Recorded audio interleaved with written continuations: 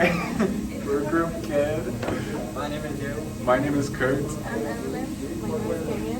And today we're going to be performing experiment 3, which has to deal with constant acceleration. Let's get to it.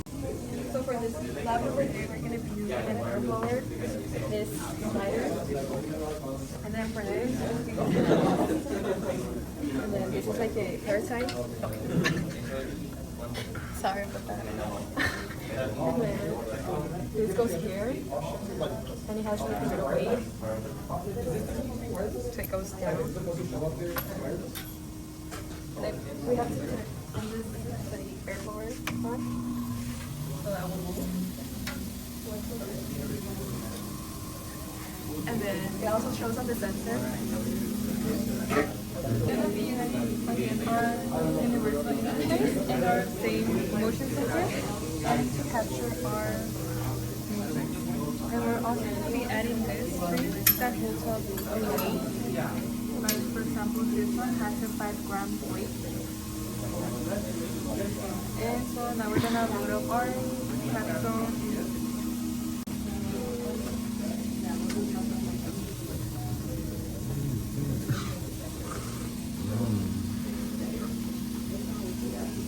So as you can see, the interface is connected because of the green light. So now we can add our graph. And let's get started. Now that we've loaded up our capsule software and added our simple graph, we're going to go ahead and change the axes. We're going to change our y-axis to position, and that should automatically change our x-axis to time. To actually perform the experiment, we're going to now bring the actual motion part of it towards the middle of the slider. And then, are we ready? All right, when we're ready, I'm going to hit record and she's going to let go so that we can start recording the data.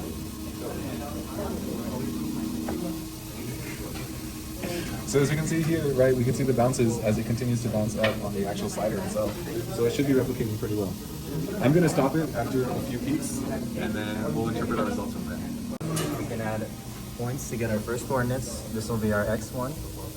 This will be our x2. This will be our x3. And this will be our x4. So now that we've chosen our 4 points, we need to assign each x value to the first one. Our very first point is going to be 3.7 seconds, and then it's going to be 0.9 meters, or 8.9 meters I should say. And then our second is going to be 3.9 seconds, followed by 0.86 meters.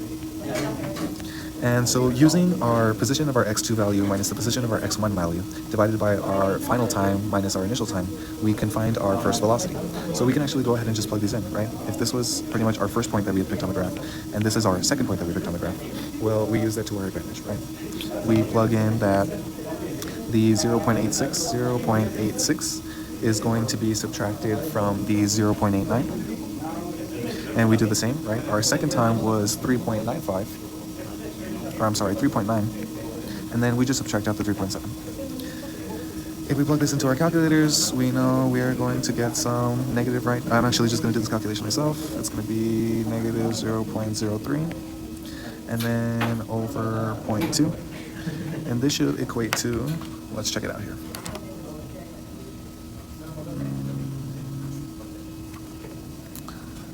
A velocity of negative 0.15. Right, so now that we found our initial velocity, right, this is this value, we can go ahead and use the exact same formula and we can get our second velocity. And now in this case, it won't be our 3 value, right? It's actually going to be our x4 minus our x3, still divided by our time final minus our time initial. And so again, it's just a reiteration of what's happening, right? The next two values that we picked were 4.7 seconds, and it was measured at 0.58 meters. And then we have 4.8 seconds, and that measurement was 0.52. Following the same steps as earlier, we're going to use our, instead, now this is our third, this is our fourth. Our fourth is going to go first, 0.52 minus our 0.58. And then our 4.8 minus our 4.7. If we get this, we get negative let's see, 0.06 over 0.1. And this is the equivalent to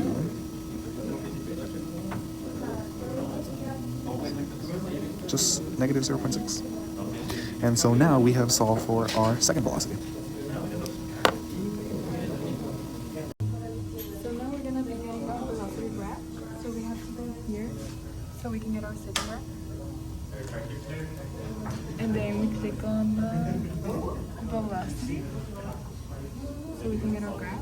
And to get our points, we just have to get like 1 point and press the first one to get the coordinates, and then the one towards the end.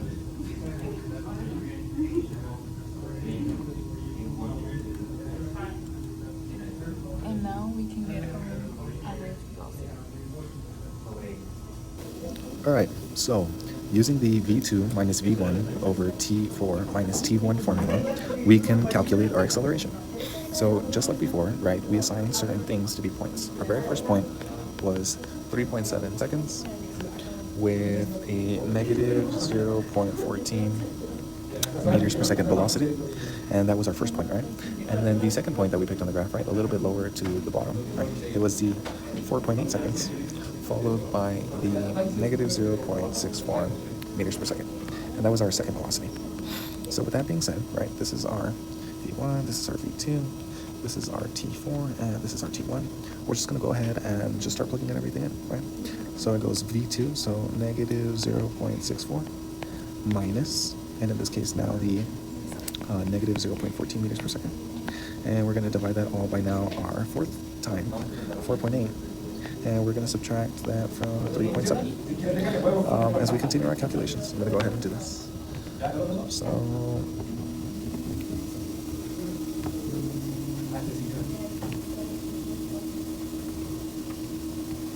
for our numerator, we get that. And for our denominator, we get 1.1 when we actually continue dividing this out. We finally get an acceleration of negative 0.454. Okay. Lastly, we're going to be adding our acceleration graph. So we just go ahead and click up here to add a new graph. We'll set it to acceleration, and there we have our graph. We're going to get the same points that we have on the velocity and the distance. So let's plot this, move it over to 3.7, plot this, move it over to 4.8. And then we'll go ahead and highlight to get our mean for there. So we'll get the highlighting tool, which is right up here. Drag it and make it exactly the same size as these 2 points, so that way we don't get anything else involved. And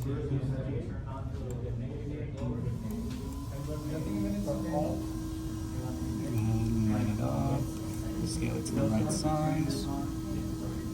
And then we click up here on the symbol to get our mean. And our mean will be, let me get this to the right angle.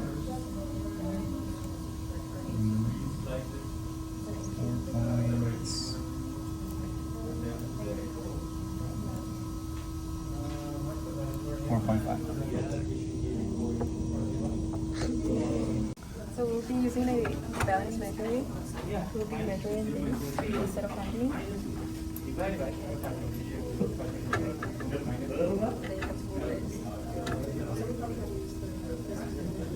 Until you get here to 0, you'll figure out the value. So it's 10 for these two, 5 grams, and this one's 5 grams also. The dry, this one, the only we're using right here.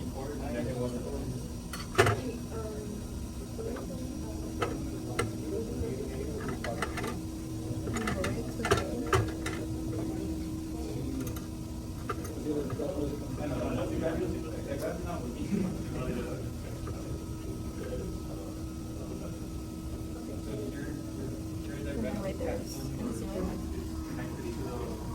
So it's about 185. That is.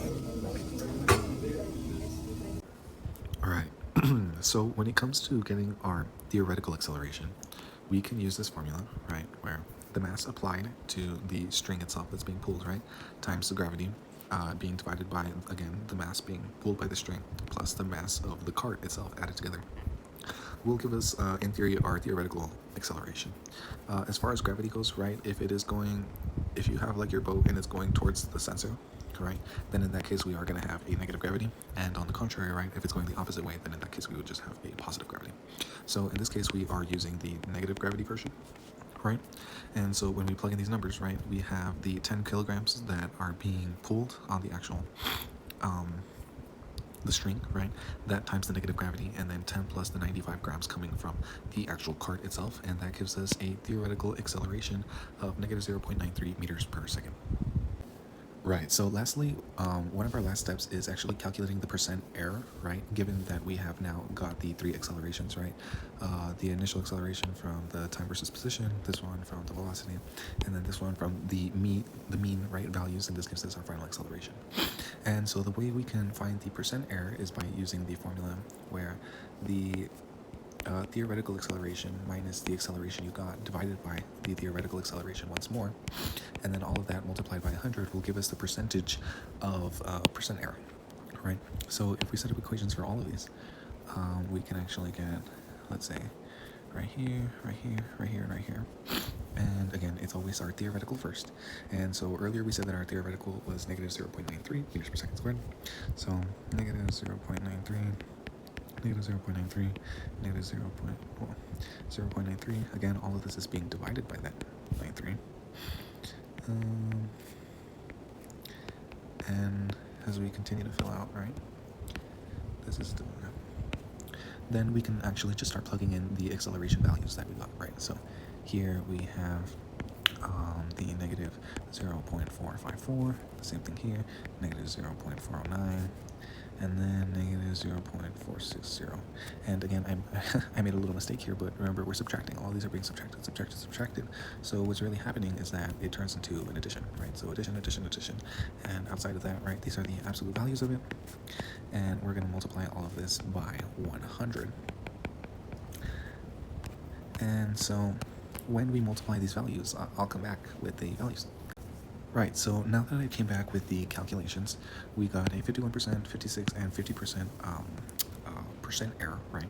And so these values do seem to be pretty high, but they are all within ranges of kind of one another, right? So that kind of just tells us that even though theoretically you may have a value, right, or in this case an acceleration that it's supposed to hit, right, other factors that we're just maybe not taking into account, maybe like some sort of friction, right, or just other external factors are changing these values to the point where we're having a much larger percent error than maybe we should be.